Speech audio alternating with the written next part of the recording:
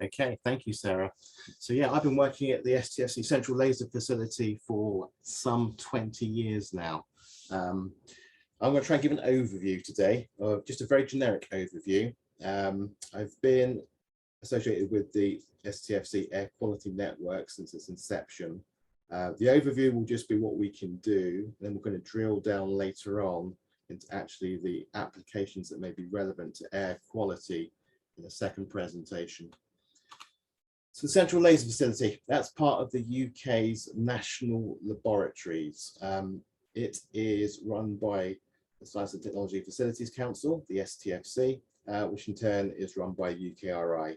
It is a multidisciplinary centre of excellence. We have physicists, chemists, biologists, material scientists, computer programmers, astronomers, you name it. But we need that multidisciplinary nature to actually deliver some of the high-end experiments on a regular basis. We typically run, it's a facility, it requires academic access, which is through a peer review process. And towards the end of this presentation, I'll go through the details of actually how you can apply to the facility to try and get access and try and get some time on the laser systems. We also run industrial access, that's more from a commercial point of view, but we get programs from all of the scientific research councils. I mean, typically it's EPSRC, so engineering and physics, BBSRC quite a lot, and also from NERC, so natural environment type applications as well. We have 120 CLF staff members running experiments, and last year we had 400 scientists were using the CLF in terms of the access and experiments that are being run. We also run advanced skills training, so that's typically PhD students, postdocs and new academics. And amongst all of that, we have access to high performance computing to help with analysis and simulation experiments. So let's get down to the lasers. So the actual facilities and functions. I'll try and describe this in a very generic way. I see lasers as offering a few different features which build up into a spectrum of applications. So the main feature is how much power you can deliver. The laser is normally delivered as a pulse train, so it's a series of laser shots coming through. So the pulse length of the laser beam, the number of pulses per second, the wavelength of the laser, and how well that laser can be focused, all add up to a myriad of different applications for different sciences. So on the left-hand side of here, we see the two facilities, Gemini and Vulcan. They are very much the high power end or ultra high power end, looking at very high energy beams, short pulses. Short pulses mean much and more intense energy focused on the short time scale. These are really doing high power, ultra intense lasers, really extreme conditions for science and applications, lots of fundamental physics and theory to support those. The right side of the picture is more of the finesse type experiments. This is the Artemis Ultra and Octopus facilities. So Artemis typically deal with femtoseconds, that's 10 to the minus 15 of a second, and attosecond, 10 to the minus 18 of a second, ultra fast pulses for spectroscopy, typically dealing with infrared and soft X-rays. That controls, those wavelengths control what sort of penetration you can do in terms of samples and how they respond.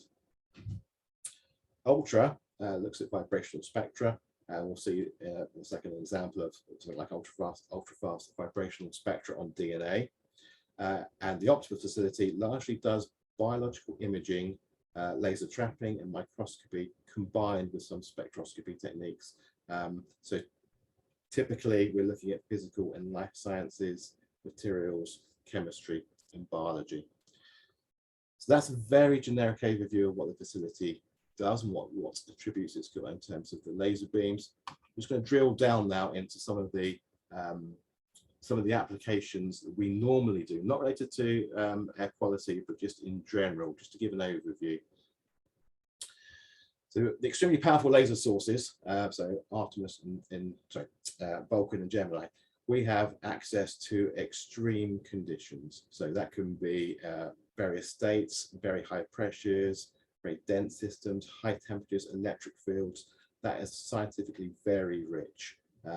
Things like astrophysics, plasma physics, fusion, novel accelerators, simulating what happens at the sun, stars, planets.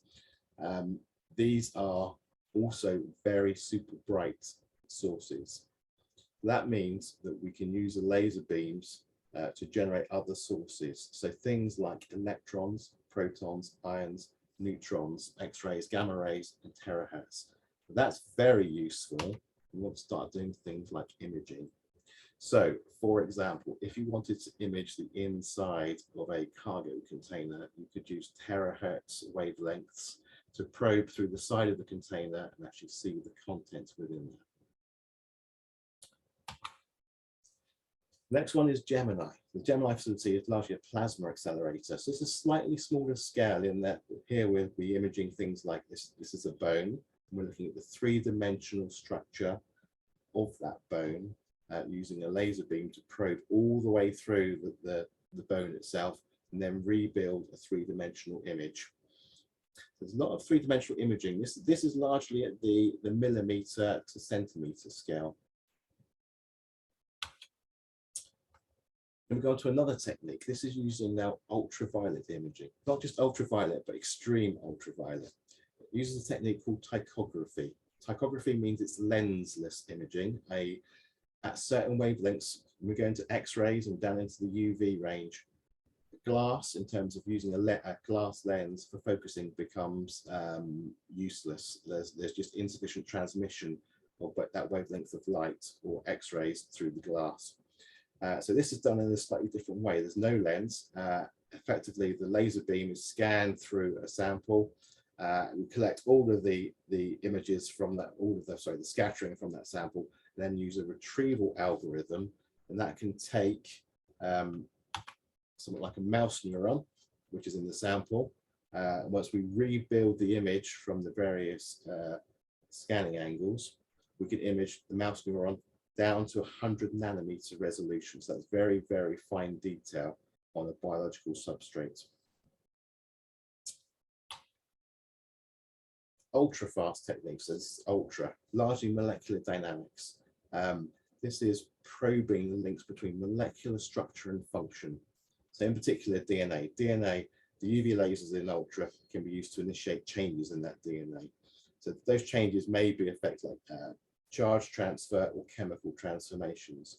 And we can monitor those changes on a picosecond, so that's 10 to the minus 12 of a second to milliseconds. We are monitoring very fast changes as electrons or charge migrates across the DNA. And the other use of ultra is chemical reactions in solution.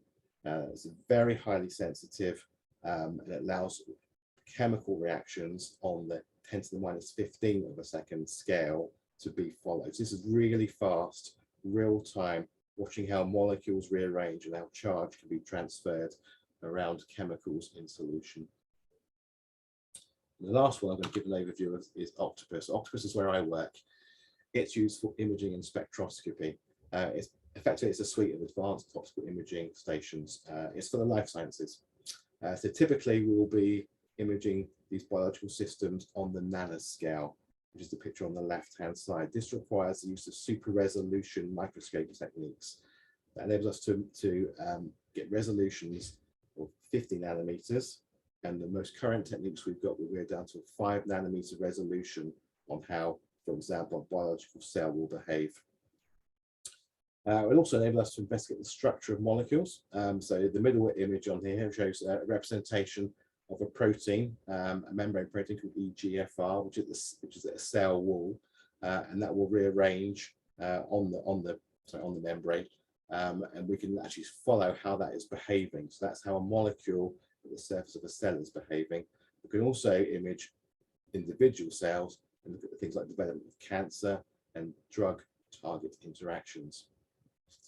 Okay, that's a very whistle-stop tour of all of the various facilities we have. I guess if there's any questions, we can pick up on these. We'll see in my next presentation after Adam's presented a bit more of how these things may be used for air quality and air quality investigations.